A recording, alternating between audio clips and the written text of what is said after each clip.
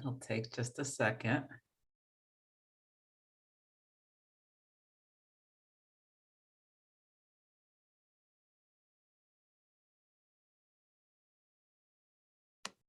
Great.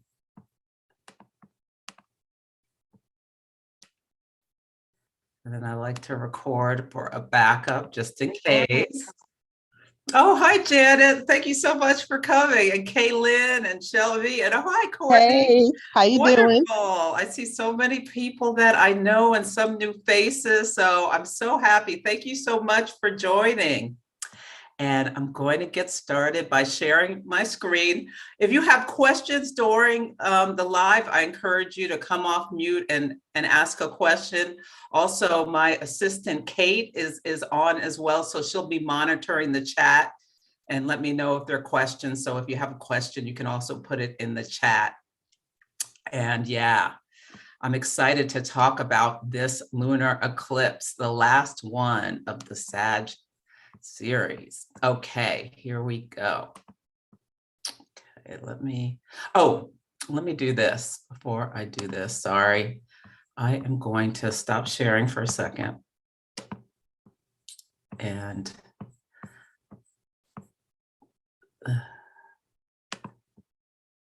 Kate, this is you, Kate D, right? Yes, ma'am. I apologize. I got my first COVID vaccine today and my face looks like it. So well, I'm here. You take care. If you need to go rest, you just let me know. I'm good. I'm good. This is easy peasy. I just won't put you guys through that. I promise I feel good. My face says otherwise right now. Okay. Well, I made you a co-host in case you need any capabilities. Okay. Perfect. Yeah. So everyone put your sun, moon, rising and where you're from in the chat if you have a chance. And then, great. I will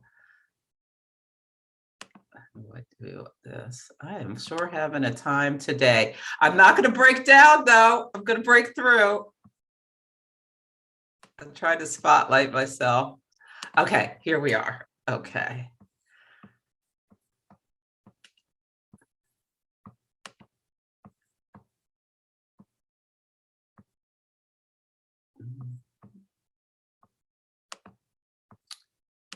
Okay, here we go.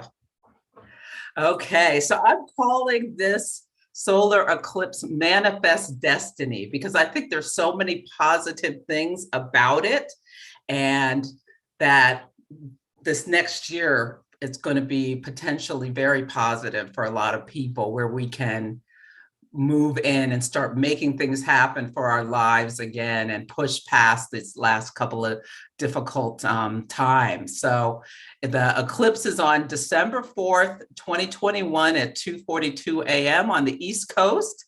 It's late at night here on the West Coast, but I put that time in since for most people it's on this Saturday and it's at 12 Sagittarius.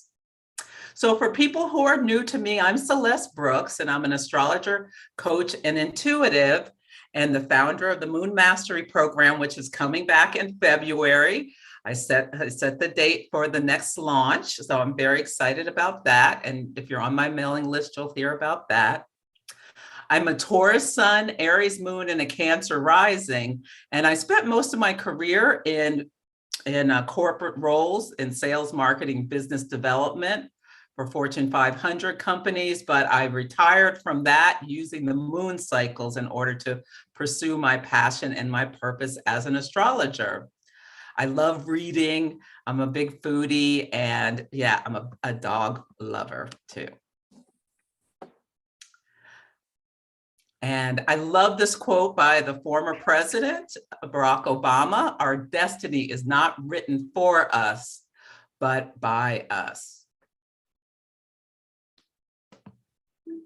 And I really think astrology helps. If everybody can mute when you're not talking, it would be great. I think I hear a little background noise.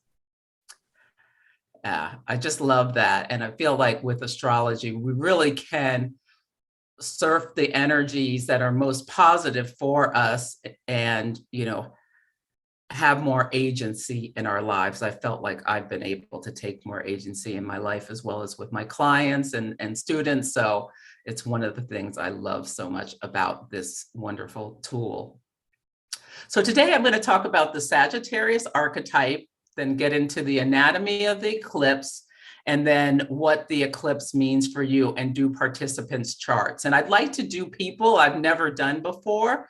Last time I ran out of time and didn't get everyone who wanted a reading. So if you haven't had one before, I would like to do those first for people who are interested. Okay.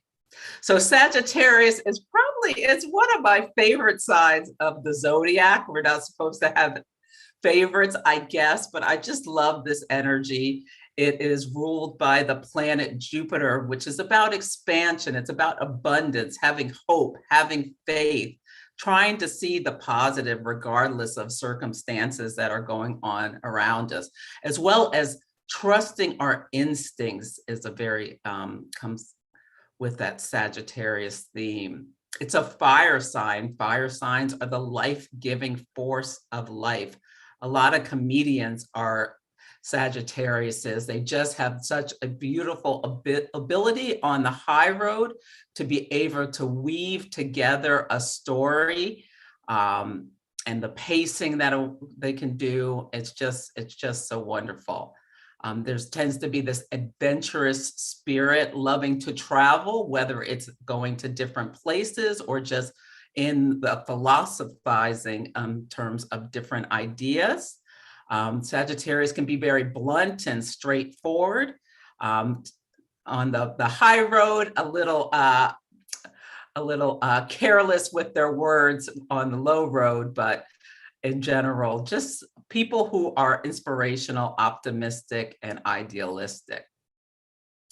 On the shadow side, there could be some hot-headedness or carelessness with the words, or very restless and non-committal, but every sign has high roads and low roads. So some of the archetypes are the storyteller and comedian, the wanderer, the professor, the loudmouth.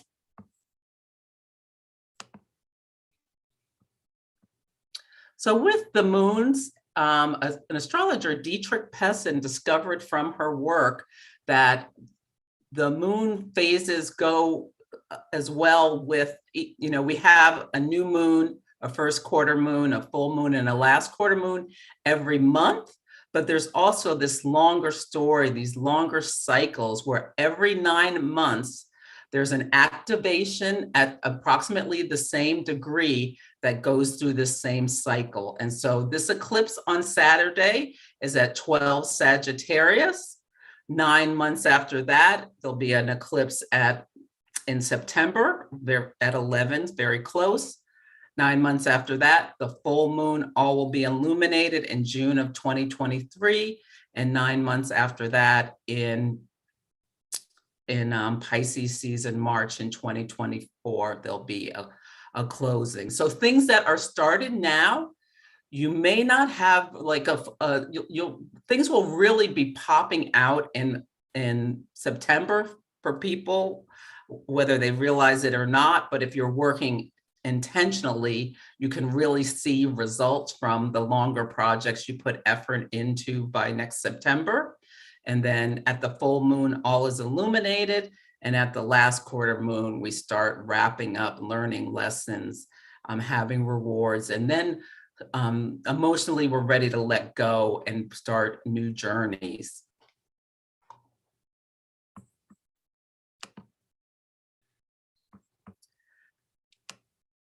So there are these cycles with the eclipses. There are 2 cycles that come in families. And the Saros cycle, and you can Google this if you want to know more, but essentially it's these 1300 years series where an eclipse will happen that it's part of this original series every 18 years, and I think it's 9 to 11 days. They start at the poles, either the North Pole or the South Pole, and they get stronger till they get to the equator, and then they get and have a total eclipse, and then the intensity lessens till they get to the other pole. And Bernadette Brady is this brilliant astrologer who charted the first one of these series and determined through her work that additional series in this cycle have the same flavor. And so she gave the birth chart of the series, giving it the nature of it. And so the series that we're having now is 5 South, and the first one was on July 14th, 1787. And so in the US, it was a time of the Constitutional Convention, and I'll get into a little more about that when I talk about the mundane things. But she found it to be a joyful and happy family of eclipses where we can have good news, falling in love, and long-lasting benefits. And part of the reason she thought it was so positive is because the new moon at that cycle was at 22 degrees of Cancer, and it was at the Mercury and Venus midpoint. So Mercury in Gemini and Venus in,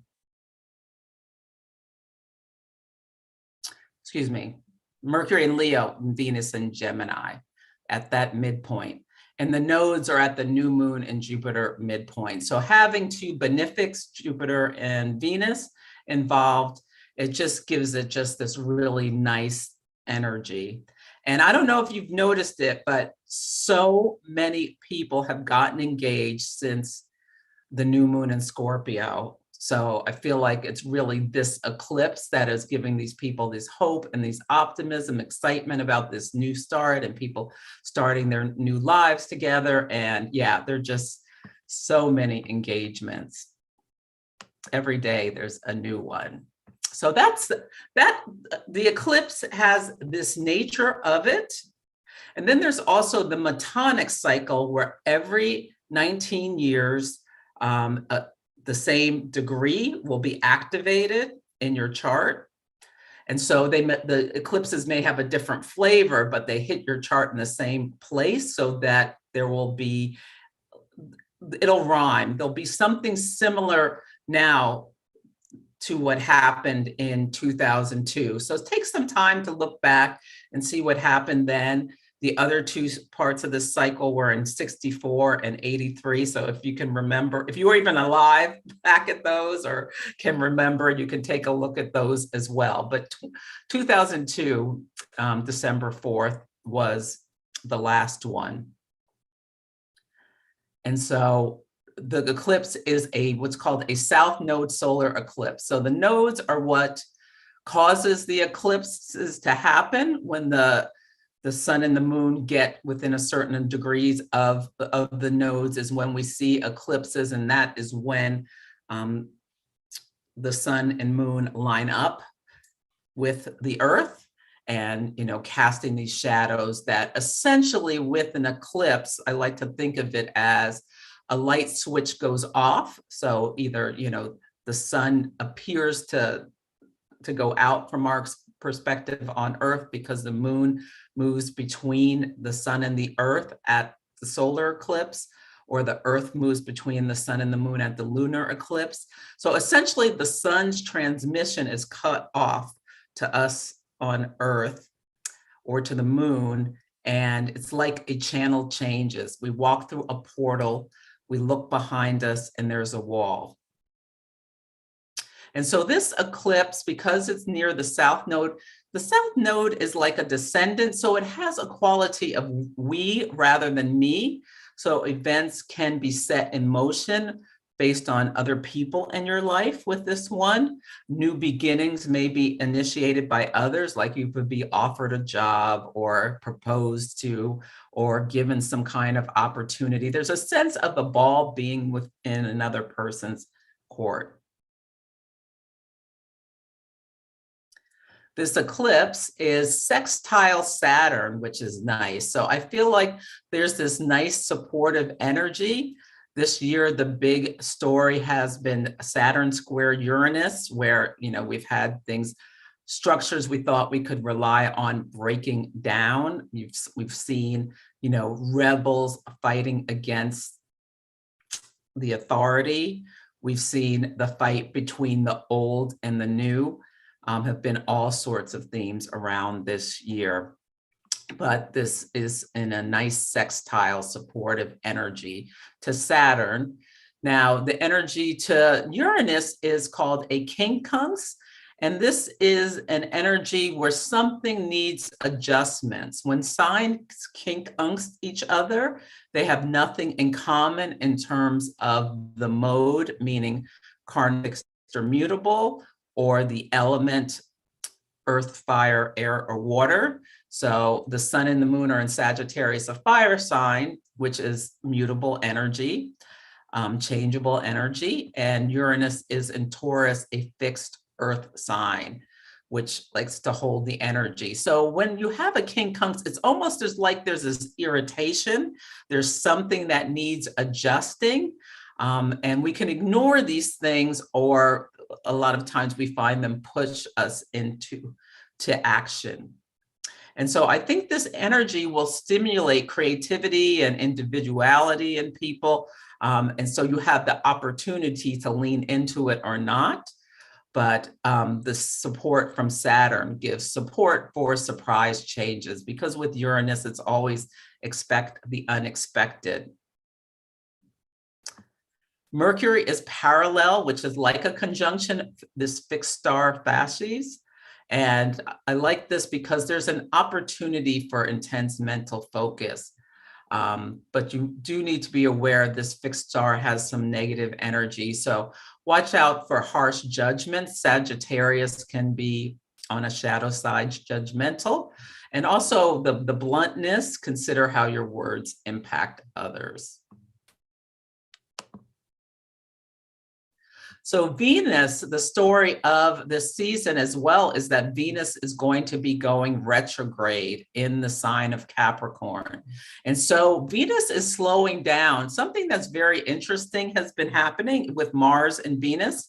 So Mars is in Scorpio and Venus is in Capricorn. And these are two signs that sextile each other, but the sextile never perfects. So this is like a good opportunity to watch in terms of getting in touch with the speed of the planets, which is something that's important in horary astrology or electional astrology. Horary is the astrology of the moment, where you're asking questions like, will he propose, or where is my lost diamond ring, or all sorts of, should I hire this person, all sorts of things you can ask with horary. And electional is about picking dates.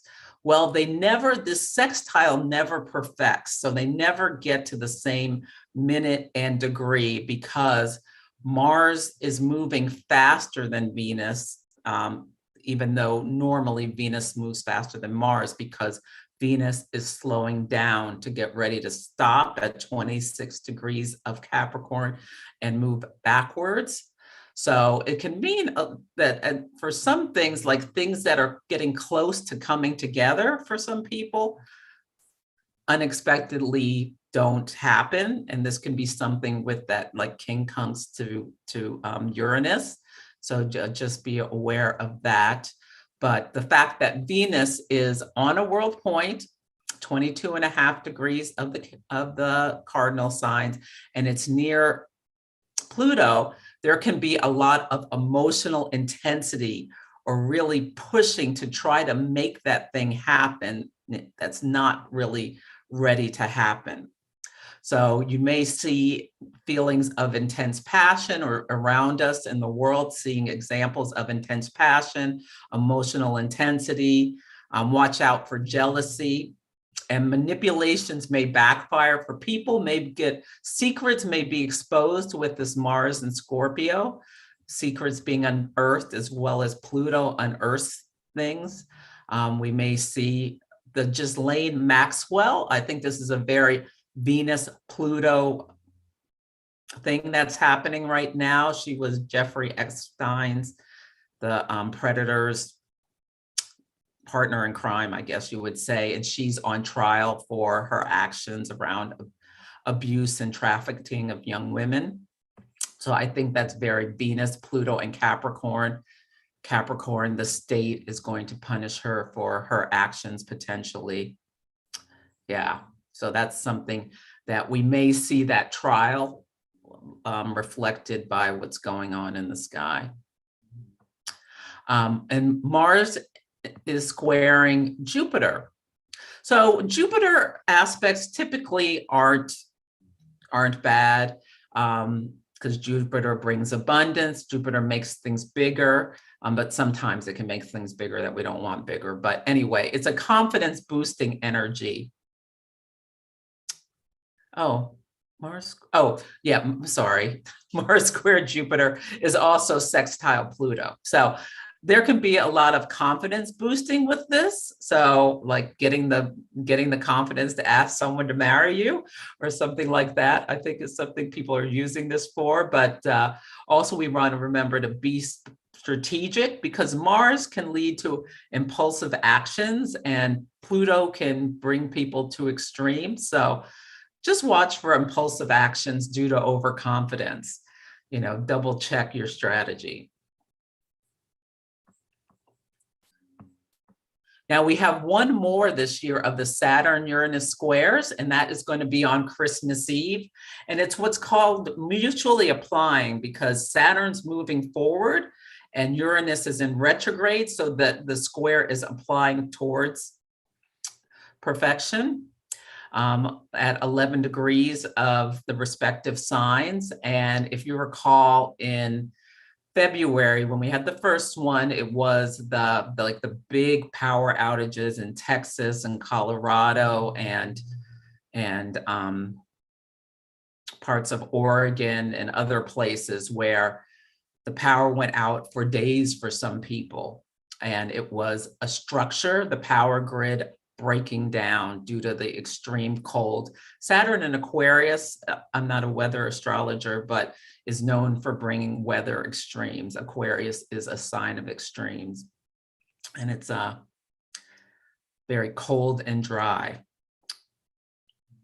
So you can use this energy for breaking past boundaries. Everyone in our life, somewhere we're called to make adjustments.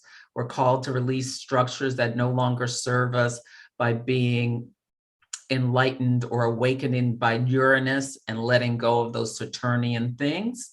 So a good thing to do this month, especially when the moon is in fixed signs, to plan extra time for unexpected problems and delays with things, especially if you're traveling around that time. We may see, big problems with the weather or something. Rude awakenings are also possible.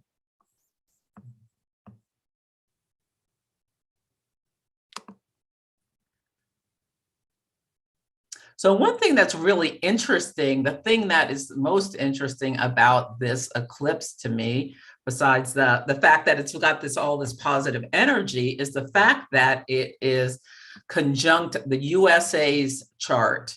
So the Sibley chart is what's most used for the United States. It was cast around 5 p.m., I think, on July 4th of 1776. And the chart's ascendant is at 12 degrees and 21 minutes. And this eclipse is at 12 degrees and 22 minutes. So it's almost like there's some kind of rebirth for the United States. Very interesting as well is that the United States is having what's called its first Pluto return. Pluto takes 248 years approximately to get back to where it was, of complete revolution around the sun. And so that is happening in February, I believe February 20th. Next year, where it will be exact for the first time. And I think there are 3 hits of that. And it's in the second house of the United States.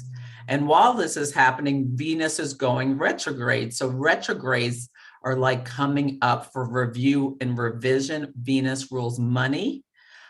It's in the sign of banking. It's in the second house of the United States. So a lot of astrologers are predicting that there's some things going to happen with financial systems or something around this time, or potentially when the exact conjunction happens. So we'll see what happens around financial things. It could be a lot to do with cryptocurrency or a lot of things like that. One thing that's really interesting this year is that right now, this week, in fact, the Supreme Court is debating a case around Roe versus Wade, around women's right to choose. And yeah, it's very concerning, because something that's happening with this is the eclipse right at our ascendant is making a quincunx to Uranus on one side, and then on the other side to the sun, 13-degree sun of the United States. And it's forming a chart pattern called a yod. A yod is also called a finger of God. And it's like you've been pointed at. So I don't know if something's going to be unexpected around 5th house topics, which are pregnancy, and 7th house topics can be lawsuits. So they're, looking at a lawsuit and going to make a judgment. So we'll see what happens with that. But I think that's something that we could see coming up with the mundane astrology around that. So the Sabian symbols are a woman, Elsie Wheeler, who is a clairvoyant, sat under a tree with Mark Edmund Jones, a famous astrologer. And for every degree of the zodiac, she channeled an image.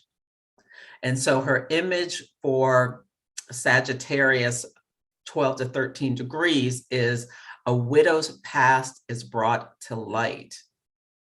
And I thought this was really interesting with the coming Pluto return and all these things, and then Venus retrograde, things coming back. Yeah, so that things can come up from the past. Venus retrograde, it can bring relationships up to review. You may run into an old ex, or for me, someone told me about an ex. They ran into them. And yeah, you can have all sorts of things come up around money or relationships or friendships. And yeah, from the past, things may come to light. With Pluto next to Venus, I think things may be unearthed, things that have a long history. And Linda Hill wrote this amazing book called About the Sabian Symbols, where she talks about each of them. And these are her words, but some of the key words she said is unveiling or exposing, or creating a new and vibrant beginning. Healing is also possible by things being revealed. Yeah, and lighting a candle if you need illumination for a situation, I think is great. And freeing yourself. Eclipses can help free us. So we had the lunar eclipse a few weeks ago. Today we're in the balsamic phase. It's like a time of release. So things can be released that freed us up. We can make space for new opportunities. Also, the scales falling from one's eyes. Neptune stationed on Wednesday. So I think from the retrograde, it's going to be going direct. So I think people will be coming clear about things. The fog will lift for certain things, and that you'll get this new energy to move forward. And the caution is, getting into things that old stories best forgotten, or, just dead end feelings hanging around, or, secrets causing harm. But I love this. I think for the most part, it can be positive. Yeah, so the solar eclipse, I'm going to go through by signs and what houses they're happening in. So for Sagittarius, it's in the 1st house. So with the solar eclipse, beginnings can have a faded thing come up, and the eclipses have been bouncing back and forth for Sagittariuses and Geminis between their 1st and 7th houses. So this is the last one for Sagittarius in the 1st house. Can be about new beginnings around the self, your brand, how you appear to others. Yeah, a real changes within yourself can be happening with this. For Scorpio, the last couple of years, they've been bouncing back between, and Taurus, the second and the eighth houses. So there can be some reworking about, you know, how you make money or how you handle your money, or you may have changed jobs or things or had a change in values. You can have new starts in this area or new opportunities coming up. For Libra, it's in the third house. That can be about your local neighborhood or your siblings. Think about over the last year and a half. May 5th, 2020 is when the nodes went into Gemini and Sagittarius. So think about how, you know, you've had stories around your siblings or local neighborhood versus have you taken on new skills or traveled or published anything or really thought about your life philosophy over this last year and a half if you're a Libra, Aries, or Aries. For Virgo, it's in the fourth house of your foundation. So home, family, your most private self. Are you going to start something new? Are you going to move? Are you going to renovate some part of your house? Has this something been going on over the last year and a half that you've been doing that versus changes at work for this axis of Virgo, Pisces? Oh, sorry. And for Leo, it's the fifth house. What we do to bring us joy, dating, sex, fun, hobbies, creativity, things like that, versus what we do in terms of our group setting, our friends, our hopes and dreams. So I'll see about new starts about that. So Leos may get, a new love or a new invigoration of the current love, or, you know, children coming into their lives or something like that. So for Cancers, it's really a call for you to consider, and I'd like to look at Sun and Rising, call for you to consider what are the routines and rituals that support your daily life. You also, whenever you have an eclipse or in the sixth or the first house, especially, and even the 12th, you want to really take care to add in some, you know, some healthy things that will support yourself. And if anything comes up, go straight to the doctor. Like if you have any concerns, go straight to the doctor when it's in your house, your sixth house. So for Gemini, it's in the seventh house of the other, the partner. There can be, you know, things initiated for your partner, like your partner could get a new job, or your partner could something could come up that causes a new start for them. For Tauruses, it's in the eighth house of sex, death, and other people's money. So this is the house of deep psychological processes. You may have, over the last year and a half, thought about either Scorpio or Taurus getting therapy or spending a lot of time mining the depths of your shadows. Things dealing with taxes can come up. I told the story, I was dealing with taxes earlier today. How funny. I've been putting off. And I'm a Taurus sun. And for Aries, the ninth house of higher learning. So are you going to start something new thing that brings in new skills? Are you planning a big trip? Or someone may invite you on a trip. Are you thinking about writing a book or publishing something or going back to school? For Pisces, it's the career or your social status, your purpose. Something new may come up with that or has been coming up over this last year and a half. With the eclipses, it's not necessarily an overnight thing. The energy lasts for weeks, potentially months. So it's things that can be building. For Aquarius, it's in the friends, the social groups, the hopes and the dreams. So Aquarius may have been with, you know, Saturn in your sign, may be like bringing in new friend groups or letting go of some things in order to create space in terms of their social groups. And last but not least, Capricorn, it's in the 12th house. We talk about the 12th house as a house of mysticism. I see it as like a house of mental health, the 6th house more like physical health.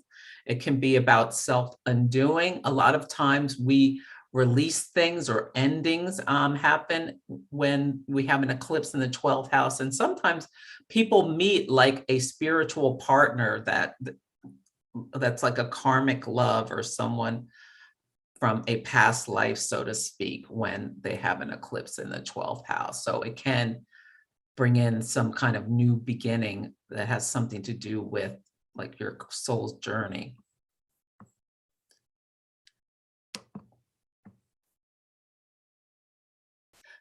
So this is a point of contention, like whether you do a ritual or not. Some astrologers think that eclipses are fated events, so that we should just, not have any rituals. We should just see what emerges and not mess with the energy because it's very strong. But I think you can still have like a little mini ritual and bring in fire, earth, air, and water. So I like to light a candle.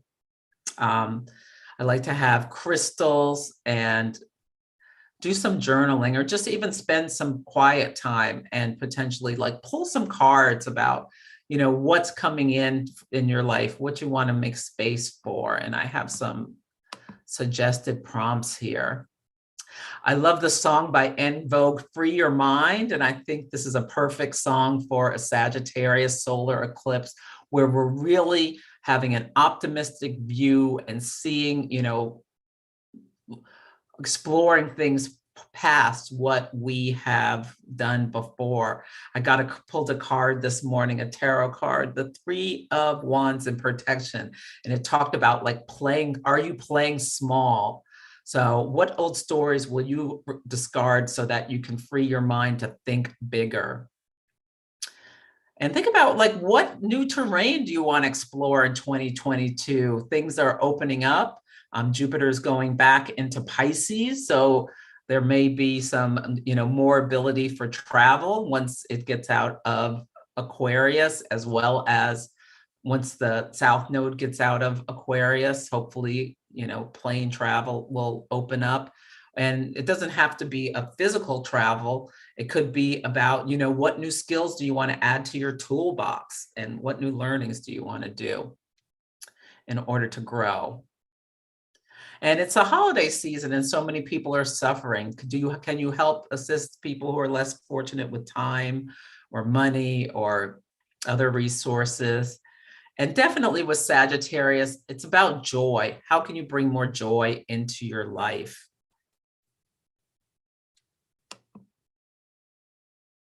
And then these are the resources. So I mentioned the Sabian Symbols by Linda Hill. Lunar Shadows 3 is a book. It's pretty dense, but she goes into a lot about eclipses, as well as the longer 27-month moon cycles. If you're interested in fixed stars, Bernadette Brady's book is great, Stars and Planets. And I should have put her book, The Eagle and the Lark, here. That's where she talks about all of the different Sero series of the eclipses. And The Archetypal Universe is a wonderful book for anyone studying astrology. What Ren Butler does is he takes planetary combinations and really goes into depth about what it can mean when those two planets come together, as well as he'll bring in a third planet, so that you can see like what happens when Saturn and Uranus come together, both the positives and the potentially negatives, and then what if, the sun is involved or any of the other planets. So that's a really good resource. And where to find me? So my website, Astrology by Celeste. I do personal readings. I do events, as well as I do coaching. So if you want one-on-one coaching, I do that as well. And you can join the wait list for Moon Mastery, and it's coming back in February. And I'm on Instagram Live every Sunday and Monday. So you can join me there. I also put them up on Facebook, but my main platform is Instagram and then YouTube. Great. So that is the talk. So what I'd like to do now, if there are any questions about the eclipse or what I presented, and then I can do some hot takes on people's chart. Hi, Celeste. Hi. It's Susie here. Hi. Hi, how are you? Good. How are you? Oh, good. Good. I just had a quick question about the Sabian symbols. I've a lot of curiosity about it, but do you read the degree? Like my Aquarius sun is at 2 degrees Aquarius. Would I read Aquarius 1 degree or Aquarius 3 degree as well? Like which one should we focus on? Because I know it's before or after. Yeah, it's 3. So you always read up. So the symbols go from 1 to 30. And you know, the degrees go from 0 to 29. So you read the 1 up. And if that doesn't connect for you, then you can read the one it is. So you could read 2 or 3. Okay. Yeah. Thank you so much. Happy solar eclipse, everybody. Thanks. Oh, my pleasure. So everyone, I really recommend you read at least you can look up the Sabian symbols online. You can just Google it and do your sun, moon, and rising. At least you can do all your planets if you want and see how that connects with you. Yeah. I have a question, Celeste.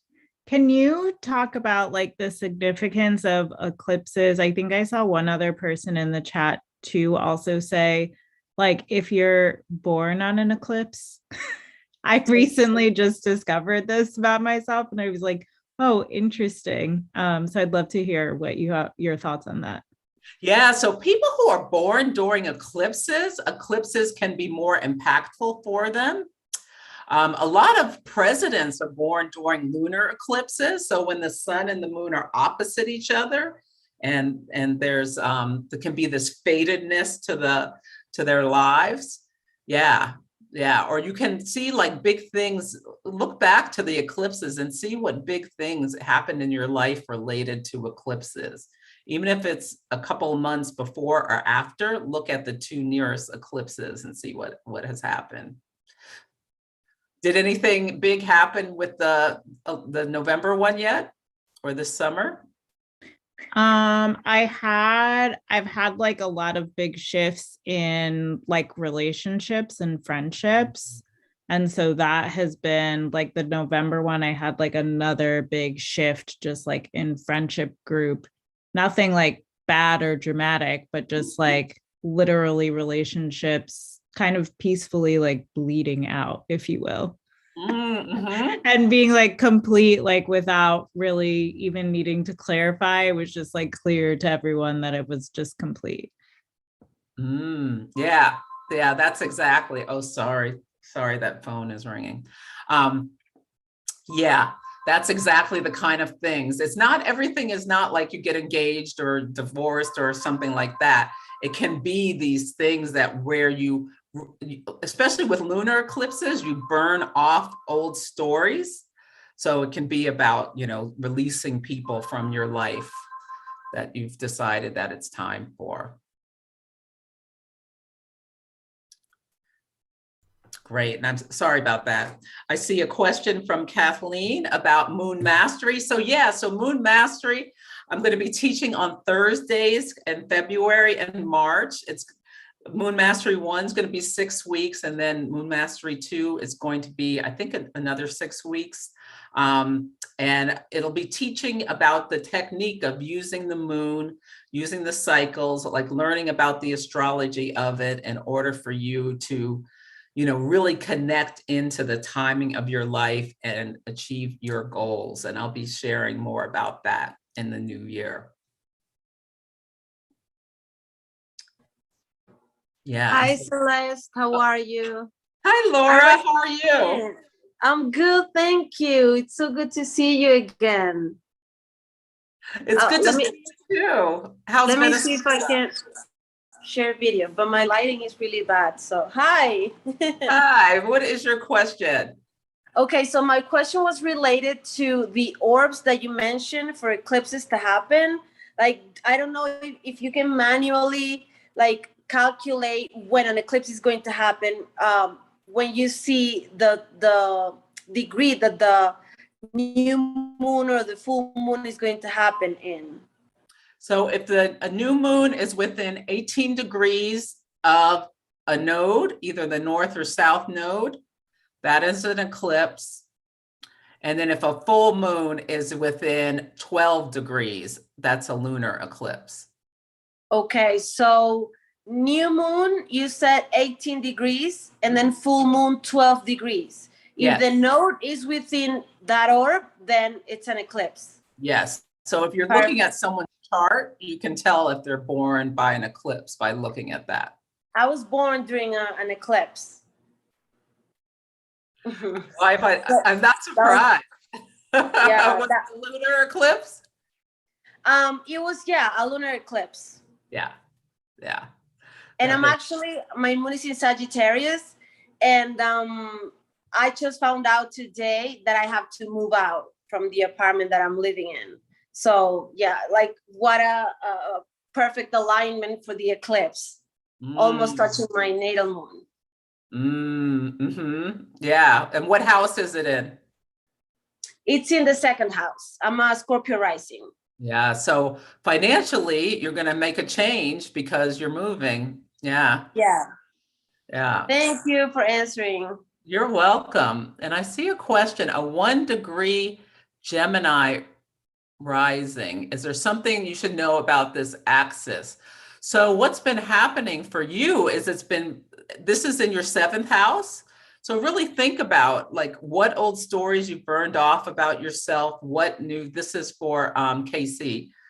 Have there been changes in your either partner, like romantic partner, best friends, business partners, open enemies, or all 7th house topics? Have you been involved in a lawsuit? Yeah. Have you, how have you changed your own personal self since May of 2020?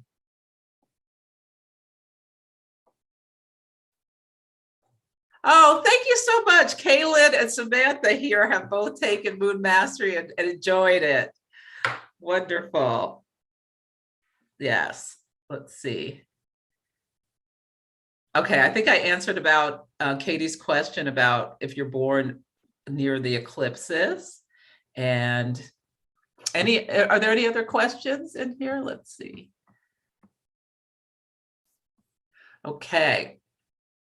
So I think we have, so Kate, you want to let me know who's first for the chart reading? I sure do. I have a list for you. Just one moment while I bring it back up.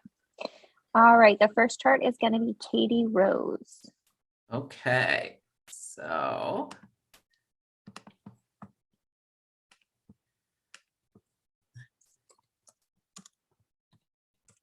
And the birth date? August 10th, 1952. And the time? 1:22 p.m. And your place? Toronto, Ontario, Canada.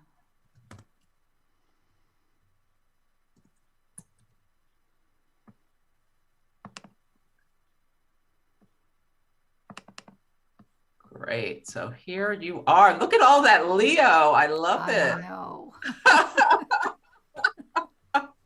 So the thing that and you're an Aries moon like me. Okay. The thing that jumps out at me for you, let's see. There it goes.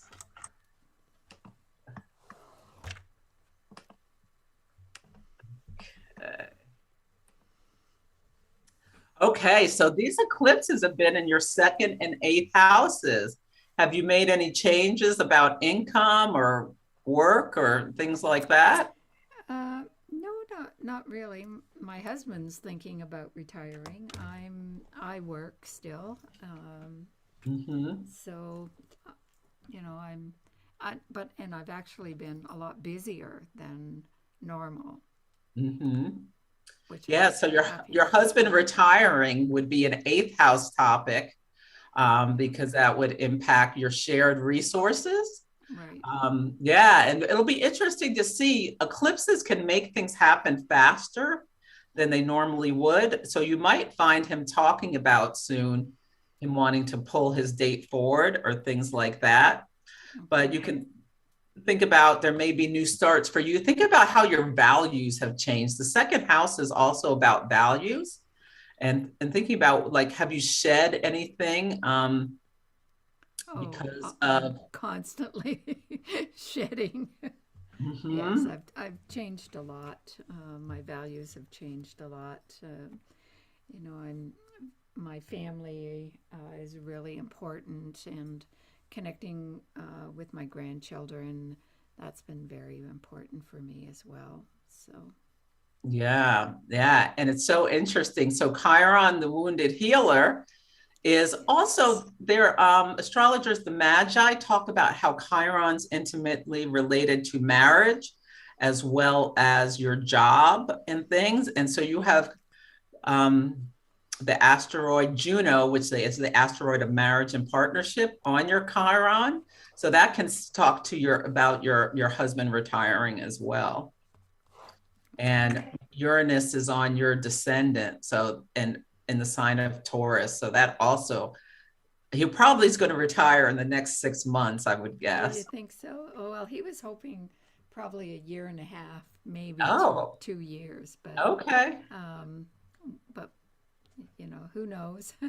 Well, the eclipses are moving, they move backwards. So the nodes are moving into Taurus and a Scorpio. So maybe it'll be more involved with that for him. And then he'll stay working for a little longer. But yeah, it looks like he's ready to make changes. He's a Leo as well. Ah, yeah. So with Leo, Saturn is opposite your sign.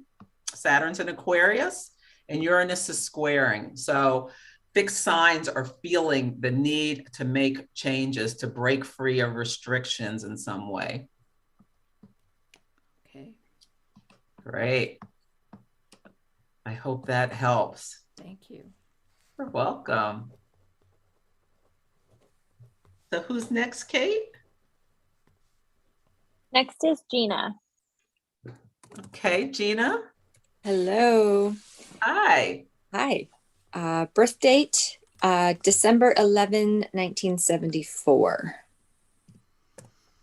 And the time? 2:18 a.m.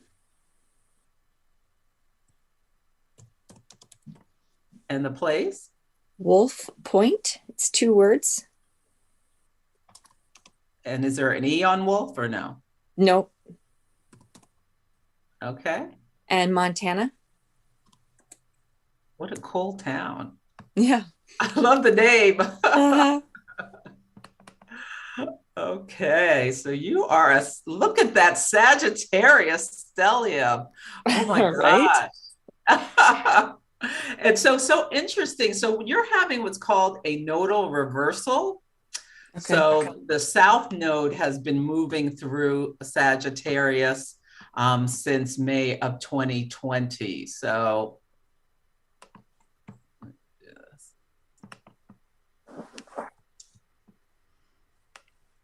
when we have that, there can be, because your north node is in Sagittarius, so the reversal is when your north node meets the transiting south node, and the same on the other side. Okay. And it can bring people into our lives or events or things that offer like a mirror of reflection for us about like the positive and the shadow sides of the signs more intimately than for other people. So you can think about, what's happened around that in terms of, especially about your values, since this is eclipses in your second house. Okay. And things over the last year and a half. Has there been like just a lot of change around how you make money or your identity? Yeah, I have. It's in the process of changing. I have invested over the course of the last about year and a half into a copywriter and a web designer. And I am, I'm sorry, I can't talk right now. And I am in like really going for this huge dream that feels like something I quote unquote shouldn't be doing, which will dramatically change my income And yeah, I just feel like this whole last year has been a shedding of all kinds of old things and really stepping into a lot of new things, and valuing myself really, and my work and my worth. So yeah. I love that. And Venus is going to be in your fourth house until, well, maybe even April because of the retrograde.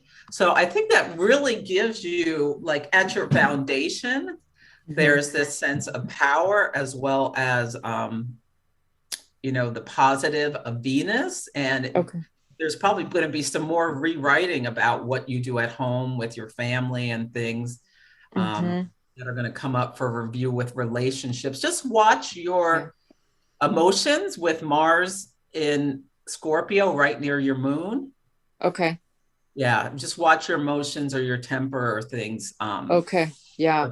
Yeah, for sure. In my relationships, with my husband, with my kids, things are really deepening. We're really breaking through, especially with my husband, we're really breaking through some neat things that we haven't really dealt with in 15 years. So both of us, I think, taking risks and being very vulnerable, and I'm feeling it. Like, I feel like I'm feeling this movement, and I almost can't, like, not go. It's just, I almost don't have a choice. I know I do, but anyway, thank you. You're welcome. Yeah, well, the eclipses have been bouncing back between the 2nd and the 8th. And so the 8th is about intimacy and deep psychological processes. So that's perfect. You're like bringing some deep stuff up to the surface in order to be dealt with. Okay. Thank you. You're welcome. Okay, Kate.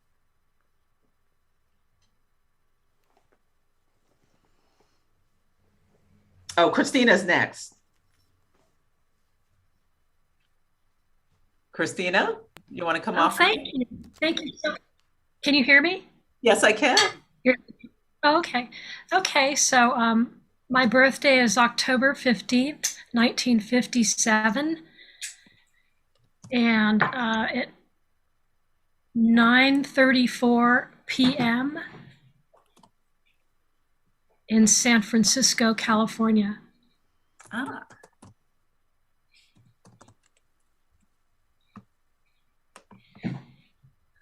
Okay, let's see.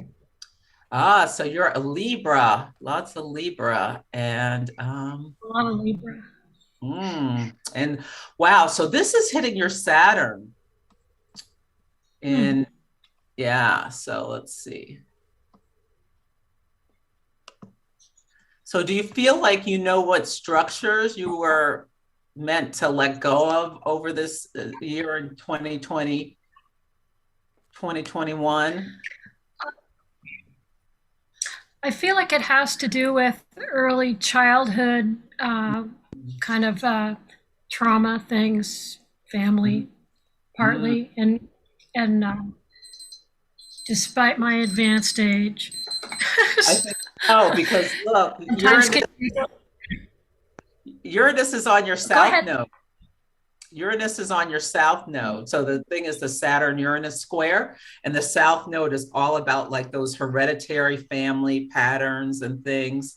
So that makes total sense that you're like releasing things around your childhood. Yeah, so just make sure you get enough sleep, that you take good care of yourself, because with an eclipse to your Saturn, Saturn represents structures and things. So you just want to make sure that you're really supporting yourself and your body, because sometimes, you know, we can have some health stuff with an eclipse to Saturn. So just if anything comes up, go to the doctor. But it could be just like a new start about something you do in your daily life that really supports you, with Venus there, like something you do for your pleasure. You may want to add to your daily life. All right. Yeah. Okay. But I think that's great that you are really working on that childhood stuff. And you've got, because you're a Cancer rising, you've got the Venus retrograde happening in your 7th house of relationships. So you may find yourself, thinking a lot about, your relationships and things, and what's going on in your life. And Jupiter going into Pisces will be nice for you potentially, because it's going to meet your midheaven in around, I think, February or March. Think about how you want to expand.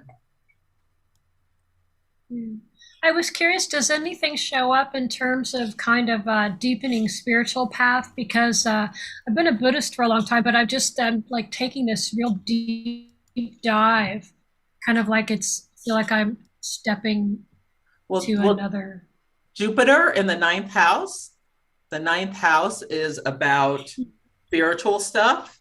So you're really abundantly expanding yourself in that realm. So yeah, that makes total sense. It's been in your ninth house for several months.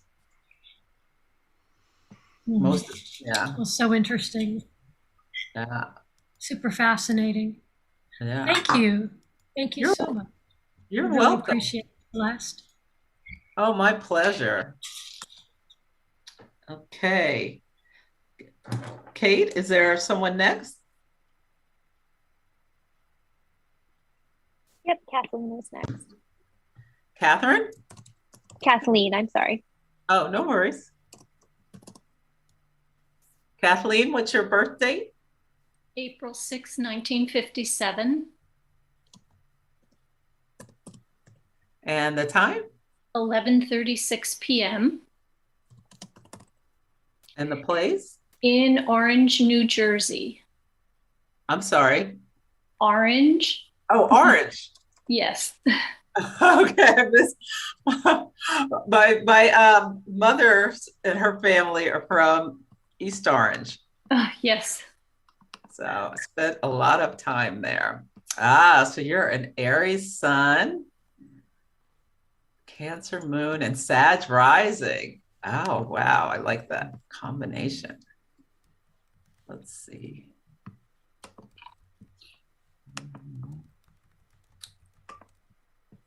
Okay. So have you felt with the eclipses bouncing back before and forth between your first and seventh houses? In fact, the lunar eclipse in June was an exact hit at 19 degrees of Gemini to your seventh house. Have you had like identity shifts or new starts with your relationships or things like that? Identity shifts for sure. Yes. Yes. Mm-hmm. Yeah. And so like the person before you, this is to your Saturn. So have you thought about, what you were supposed to release with the Saturn-Uranus square? So Saturn is in the sky, is in your second house of values. Has there been any changes at work or job changes? Well, yes, but due to health concerns. Mm. Mm-hmm. And they stem from something that happened a long time ago. So it's been really interesting to look back and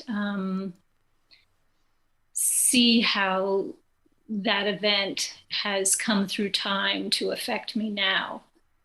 Was it 19 years ago or? It was much longer ago than that. Okay. When I was a teenager. Oh, okay. Yeah, this eclipse in June was to your Mars, pretty close to your Mars. So Mars can represent the body. So I don't know if that's when it kind of showed up again. Yeah, yeah. Mm-hmm. Yeah. So yeah, that makes sense. So yeah, so just know when you have an eclipse to Mars, sometimes that can have something to do with health challenges. So so yeah, hopefully you're taking good care of yourself and doing the best you can with that. Yeah, it's got my attention. I bet. Well, you have Venus in your first house, so hopefully that'll be supportive for you um, for most of the time until March. So hopefully that'll help support you. Great. Yeah, but when an eclipse in your 12th house, like what you're having now, yeah, it's really important to take care of your mental health.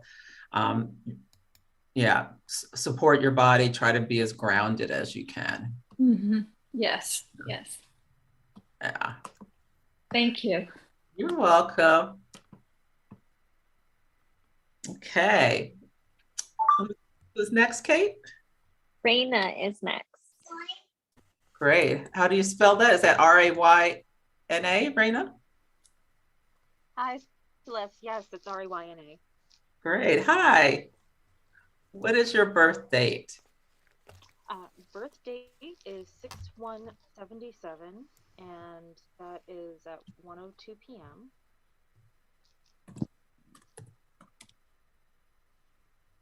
And the place?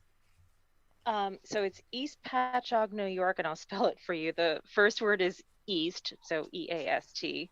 And the second word is P-A-T-C-H-O-G-U-E.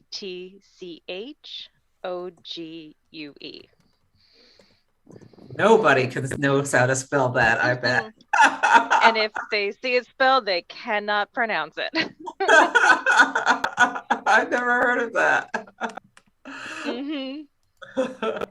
Okay. Oh, you're a Gemini sun. So these eclipses have impacted you on at your midheaven and at your IC. So like home, family, foundations versus you out in the world and your job. Have you felt that over the last year and a half? Oh yeah. Oh yeah. Mm-hmm. Absolutely. Yeah, so this one is right near your IC. So something may come to light with Mercury here, or you may get clarity on some issues around how you are at home with your family, or, who you really are like inside. Things may be coming to light. Yeah. Mm-hmm. Yeah, and let's see what else is going on in your chart. Yeah, and Saturn's in your 5th house. So I think it's like releasing things so that you can have more joy in your life. Oh my God. Yep. Mm-hmm. Yeah. Yeah. Expanding yourself with Uranus in your 9th.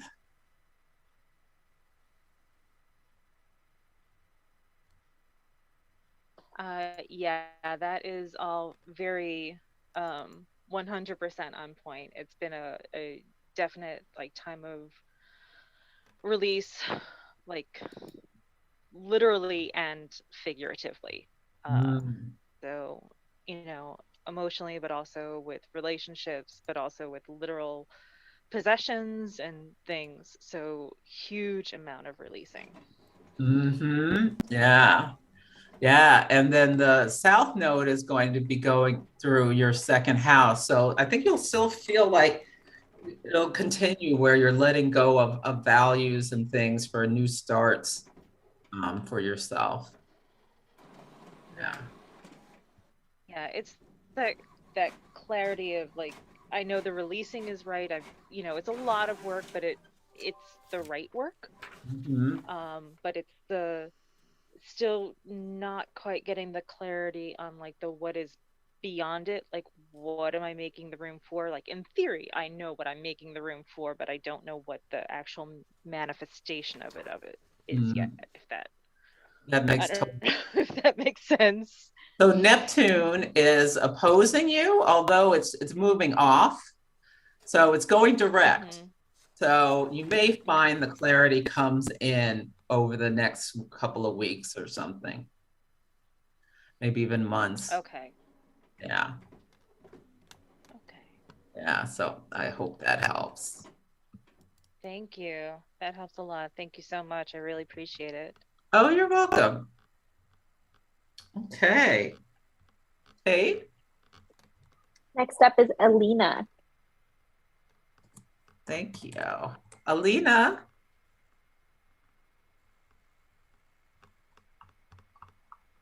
Are you on mute?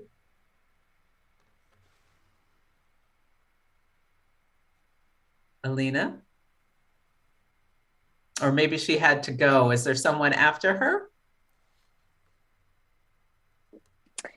Yes, let me go back to my list. The next one is Labna. Labna? Yes, yes, right Hi, here. how are you? I'm good. Oh, good. June 12th, 1980. And where? Oh, 80, yeah. I missed June 12th. I missed the 12th. Okay, June 12th, 1980. What time? 2 p.m. Is that exact or? No, as close as my mom remembered. That was in Cairo, Egypt. Ah. Somewhere I'd love to visit. You should. Okay. Let's see.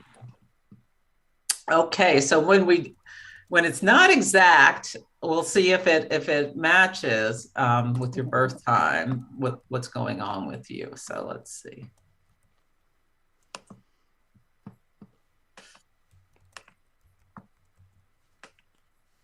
Okay, so the eclipses have been bouncing back and forth between your third and ninth houses. So you had a lot of changes around either your local neighborhood or your siblings, important things with neighbors. Have you learned new things like taking on new skills? For sure. Okay, good. Yeah. So yeah, it's in your third house of the kind of your local community, as well as your thought processes. What's really interesting with this is Mars is on your Uranus. So something unexpected could happen, like you could get, around money, around finances, around your job, hopefully something great. I'm sorry, Celeste, I got disconnected, it seems, and back. Oh, is this Labda? Yes. Oh, okay. Something's wrong with my ear. Yeah. Okay, I was saying something unexpected may happen because you have Mars on Uranus. I look forward to that. Yeah, so it's in the second house. So hopefully it's something about, a surprise promotion or something at work. Making lots of changes this year. So yes, I definitely hope for it. Yeah, buy a lotto ticket. I want you to be careful driving. Mars, okay. Be really careful driving. Okay. Over the next couple of weeks is something to do. You should be careful all the time. But I promise I will. That's something. Well, good. Well, I'm glad you've had good things coming up and coming into your life, and now the eclipses are going into your second and eighth houses. So yeah, could definitely be new starts next year around work and things like that. Perfect. Thank you so much, Celeste. You're welcome. My pleasure.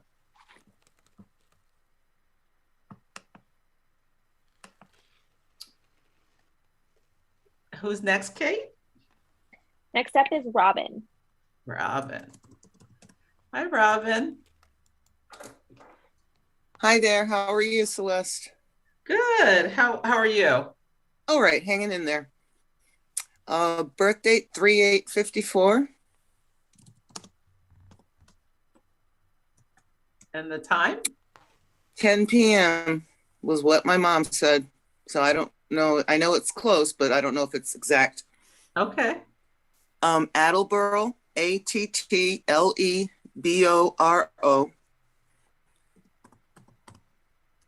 Massachusetts. Okay. Great. So you are a Sun Pisces. Yep. And Mars Sagittarius. So these eclipses have been activating your Sun-Mars square. So let's see. And this one is going to be a direct hit to your Mars. Let's see. So like, has there been in your life like a conflict about like who you are and how you want to take action? Yeah, probably about who I am actually. Okay. Yeah, with the Pisces, yeah. Oh, and Uranus has been right on your moon. So have you felt that over the last, have this year has emotionally? I feel like I'm really changing. I'm on the precipice of something, like something's going to really shift. I'm ready to step through this portal. You know, it's I can feel it. I don't know what it's going to be, but I'm open to it. Mm-hmm. So yeah, that's interesting though. Yeah, so Uranus, and so Saturn is squaring your moon and Uranus is on your moon. So this is like, Uranus is the great awakener. So that makes total sense that like emotionally you're being pulled to let go of things. And this may be really internal for you because Saturn's your third house of, it's like the local community, but it also speaks to the mind. That's it's very deep. It's not at all surfacey. I can just feel that internally. Yeah, there's a huge shift going on. Yeah, so. This eclipse is right to your Mars, so you may decide to take action based on, like, you may like have an epiphany come through sometime this month. And decide to move forward. Also, when you have an eclipse to your Mars, you just want to really watch your health, take care of, get enough rest, and really support yourself. And, okay. Yeah. Well, yeah. And I've really been working on that the last year and a half, ever since the pandemic started, because it's just been, you know, craziness all over the place. Mm-hmm. Mm-hmm. And Pluto on Chiron can be a fortunate things can come in with that. Okay. Those astrologers who call them, that aspect could be something fortunate. Yeah, and Venus is right on your north node. So interesting. Yeah, watch what, like you may get, like, yeah, I think you may have epiphanies coming up. Cool. Excellent. Yeah. Thank you. Looking forward to that. Thank you. You're welcome. And who's next, Kate? Next up is Shelby. Great. Hi, Shelby. Hi. My birthday is April 14th, 1992. And time is 5:51 a.m. Renton, Renton, Washington. Right. Let's see. Okay, so you're Aries sun and rising and Virgo moon. Great. So, this is in your, like right near your 9th house. So let's see.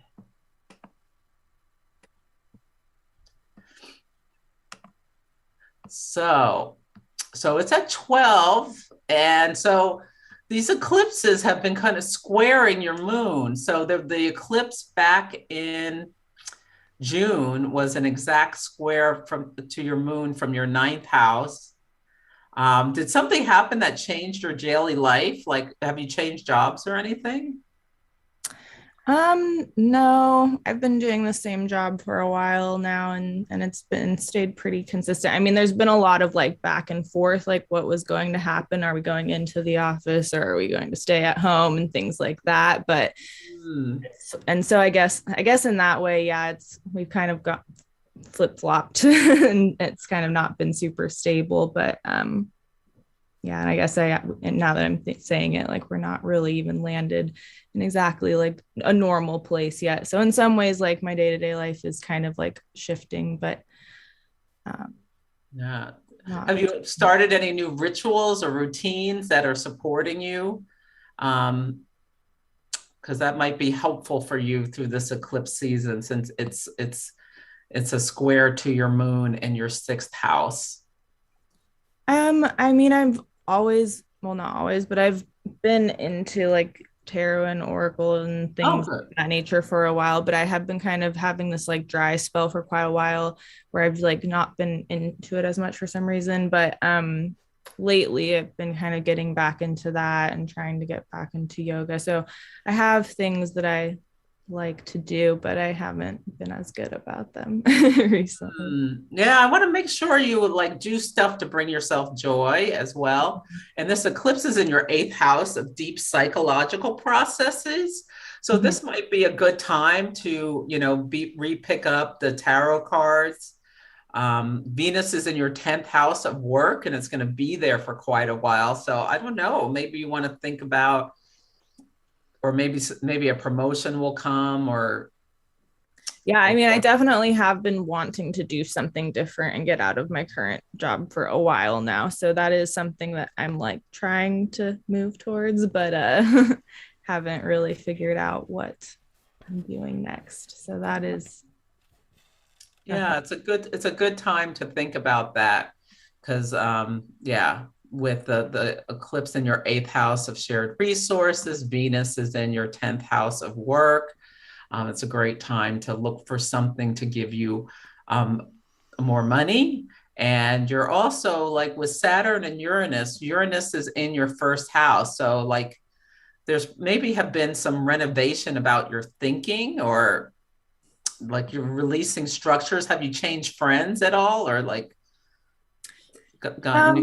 yeah, I mean, in some ways, not necessarily by choice, but I have been doing a lot of thinking about like my community and my relationships with people and things for the last year and a half or so. So definitely thinking heavily about that and like, yeah, trying to shift some things, but it's also been hard with the pandemic and not being able to go out. Oh yeah, especially at your age. How old are you? I'm 29.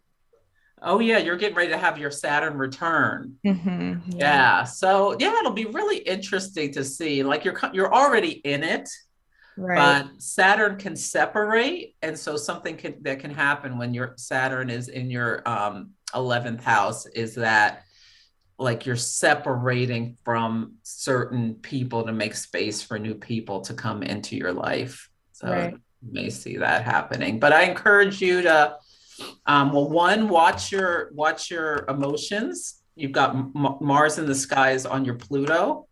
So just be aware that could stimulate some subconscious things. You want to be aware of, because Pluto we can go to extremes. So and especially when it's in the 8th house like that, just be aware. Okay. But I think bring up your tarot cards again is a great idea. Thank you. You're welcome. And good luck with your job, making changes.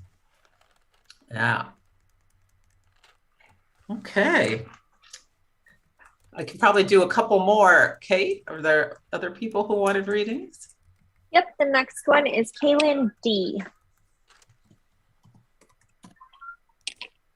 And your birth date? Kaylin? Is that me?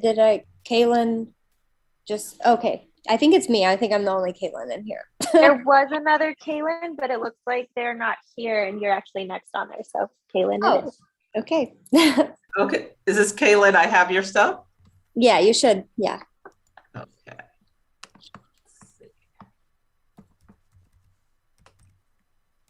Let's see.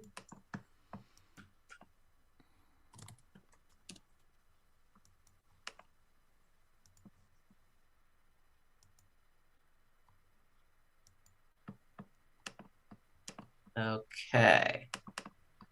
Let's see. So I know you are an Aries. So this is in like a nice trine to you, to your sun anyway. Let's see.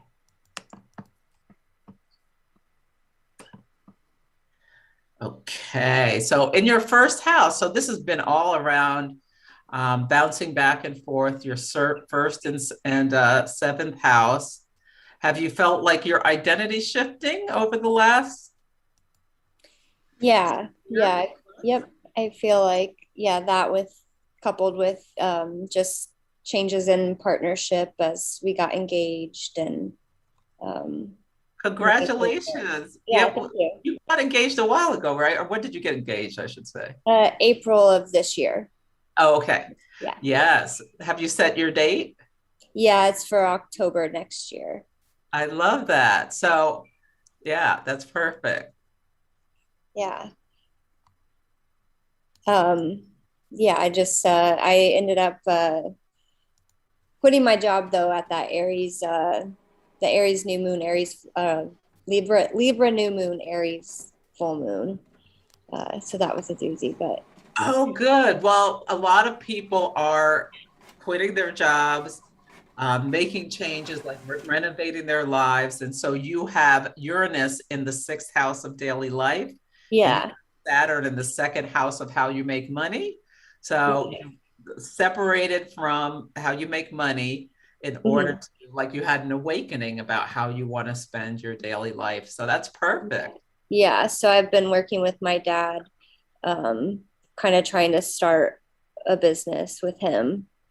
So yeah, that's what I've been doing since I quit. So it's been good. Yeah, my whole daily routine has just changed. So definitely trying to listen to myself and what I want versus what, other people want from me. Very good. Very good. Yeah. And you've got Venus in your 2nd house. So whatever you've done with, making those changes, probably is bringing some sweetness into your life. Yeah. Yeah. Yeah.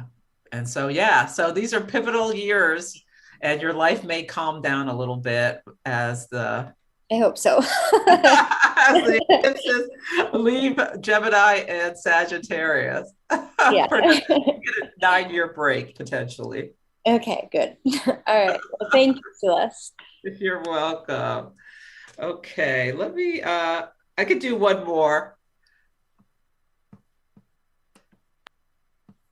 Oh, what happened? The next one is Melissa.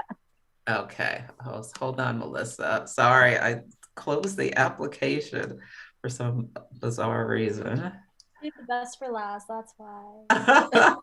Kidding. I'm a Leo. I'm kidding. Okay, let me share my screen again. Okay.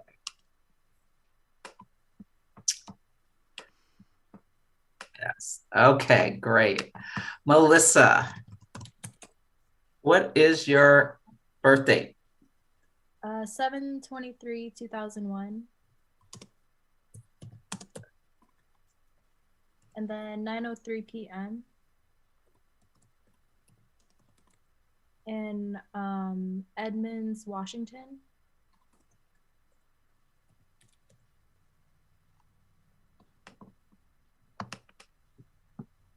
I love this. Yeah, you're a Leo sun, Yeah. Virgo moon, and you've got this Sagittarius midheaven and stellium. So you're pretty young. How old are you? I'm 20. Yeah. So, I mean, you're young. So have you had a lot of changes in home life and work life, or are you in school, or what are you doing? I'm actually in nursing school right now. It's kind of personal, but like it's not really my choice to be in nursing school, but it's kind of like forced upon me and everything. By your parents? Yeah. So there goes my home life. But I'm like powering through it and everything, and afterwards I was thinking about not the medical industry, like creativity and all of that. But yeah. Yeah, you have Jupiter and your North Node and your asteroid, Juno, the asteroid of partnership, all in your 5th house of creativity. And you're a Leo. Now, your sun is in the 6th house, so that can be someone who takes care of other people. But, like, do you want to be some kind of artist or something?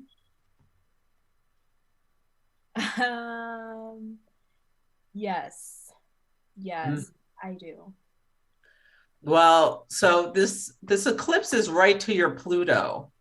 And Pluto is about your personal power. Now you have Mars and Pluto in your 10th house. So your career is like really important to you, or the work you're going to do in the world is going to be really important to you.